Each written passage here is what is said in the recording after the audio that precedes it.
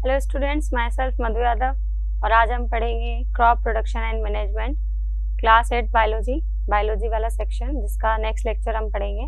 Chapter 1 crop production and management. तो start करते हैं।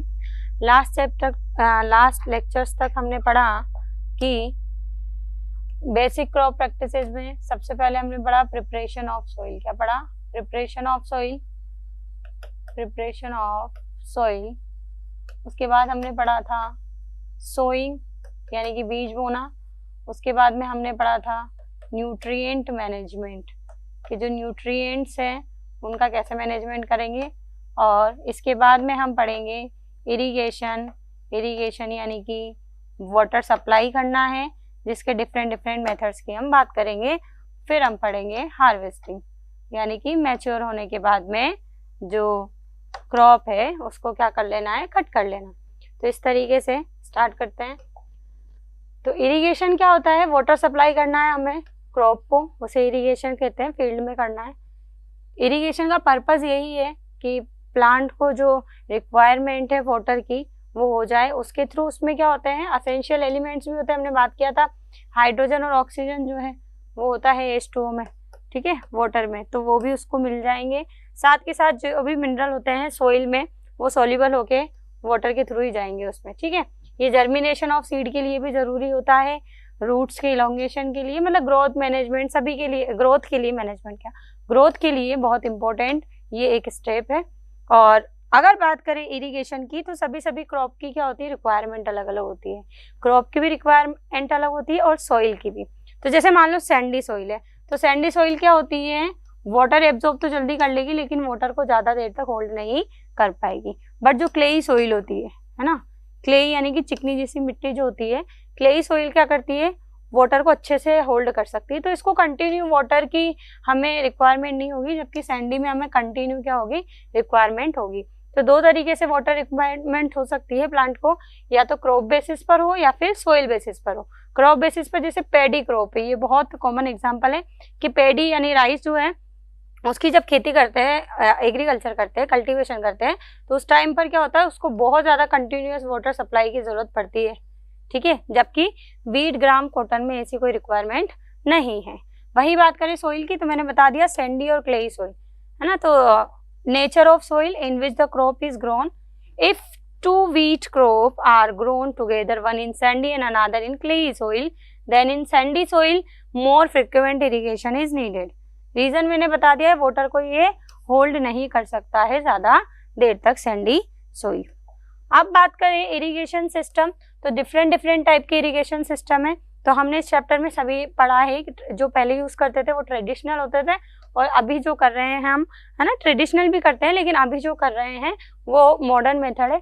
मॉडर्न मेथड कहीं ना कहीं ये वाले मेथड क्या होंगे, वाटर कंजर्वेशन वाले होंगे। क्या होंगे? Water conservation. वाटर को कहीं ना कहीं ये कंजर्व कर रहे होंगे, बचा रहे होंगे, वाटर कंजर्वेशन, ठीक है। तो इसमें ये आ जाएगा। और ट्रेडिशनल मेथड की बात करें तो पुली सिस्टम है, जिसमें पुली के थ्रू पानी जो है वो कुएं से निकाला जाता है और डायरेक्टली इस तरीके से उसको वाटर सप्लाई कर देते हैं। चेन पंप है, ढेकली या रहेट और रहेट है। तो इस तरीके से बात करें नेक्स्ट में, तो ट्रेडिशनल मेथड है। तो ट्रेडिशनल मेथड में हम कभी कभी, है ना, जानवरों का भी यूज करेंगे, ह्यूमन लेबर की जरूरत पड़ेगी हमें। और इसमें जो भी वाटर बॉडीज हैं जहाँ से हम वाटर ले सकते हैं, लाइक वेल्स, लेक और कैनाल से, वहां से हमें वाटर को लेना है और वाटर सप्लाई करनी है। मोड की बात करें तो इस तरीके से है, ये है पुली के थ्रू पानी जो है उसको खींचा जा रहा है और डायरेक्टली क्या किया जा रहा है, फील्ड में डायरेक्टली उसको हम दे देंगे, वाटर सप्लाई कर देंगे। चेन पंप में क्या होगा, ये इस तरीके से चेन जुड़ा हुआ है। Pumps are commonly use for lifting water, diesel, biogas, electricity. Energy तो चाहिए होगी पंप को चलाने के लिए। नेक्स्ट बात करें ढेकली और रहेट की, लीवर सिस्टम बोलते हैं इन दोनों को मिला करके। ढेकली इस तरीके से ये रहा, और रहेट क्या रहा, ये रहेट में जो है केटल का यूज करते हैं हम, ठीक है। This method involve lifting up water using ropes and a container to irrigate the land. वहीं पर अगर इसकी बात करें रहेट की, chain of buckets attached to wheel which is then moved by another wheel using human or animal power। तो ये होते हैं ढेकली और रहेट। मॉडर्न मेथड की बात करें तो मैंने बोला था मॉडर्न मेथड का मतलब होगा ये वाटर कंजर्व करेंगे। क्या करेंगे? वाटर कंजर्व करेंगे। वाटर कंजर्व की ज़रूरत क्यों है ये तो आपको पता है।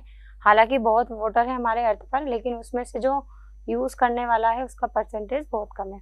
तो हमें जितना कम वाटर की मतलब जितनी कम उसको हम वेस्ट करेंगे उतना सही होगा। तो इसलिए हम ऐसे सिस्टम्स का यूज़ करना चाहेंगे जो क्या हो, वाटर को कंजर्व कर रहे हो। तो स्प्रिंकलर इरिगेशन क्या होगा?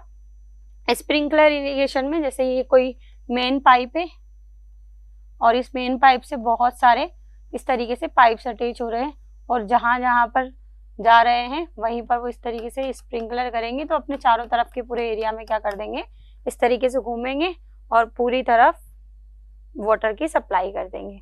तो it is water efficient system and is being introduce in the canal irrigated areas of Maharashtra, Karnataka, Andhra Pradesh, Orissa, Tamil Nadu, Haryana, Rajasthan and Madhya Pradesh. It is perpendicular pipes with rotating nozzle.